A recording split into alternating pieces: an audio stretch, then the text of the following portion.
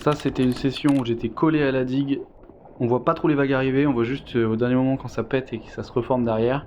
C'est assez mou, c'est plutôt difficile à ramer, où il faut être en tout cas placé au très bon endroit. C'est que des droites bien sûr, parce que si tu veux aller à gauche, tu refais ton nose, ce qui d'ailleurs a eu lieu pendant la session, je passe sur ce détail. Toujours est-il que ça fait toujours plaisir de surfer un spot comme ça. Alors c'est plein de petits cailloux en dessous, hein, les moules, on n'est pas trop habitué à marcher dessus sur celles-ci, donc elles sont pas tout à fait faites au pied, mais il n'y a pas trop de problème, ça fait pas mal. Faut faire gaffe aux gazillers qui sont du coup souvent tous collés au mur. Là, quand j'étais plus bas, il y en avait moins. Bon, tu t'éclates pas non plus parce que c'est quand même plutôt mou, mais c'est toujours sympa. C'est un spot qui marche très rarement, seulement lorsque les vagues sont vraiment très grosses, que le vent est bien pourrave et qu'il y a la marée qui rentre au bon moment. Donc, avec ça et d'autres facteurs en plus, on n'est pas prêt de le surfer ça tous les jours. C'est plus un spot où j'aurais pris une planche plus grande, je pense, habituellement, mais là j'avais celle-ci sous la main ou sous les pieds. Donc c'est celle-ci qui a été utilisée, et d'ailleurs j'ai abîmé, comme j'ai dit précédemment, le nose.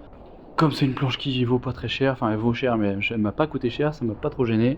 La prochaine fois je prendrai un gros longboard, comme ça je dominerai le spot. Je rigole bien sûr, la question n'est pas de dominer, la question est de s'amuser, d'être cool.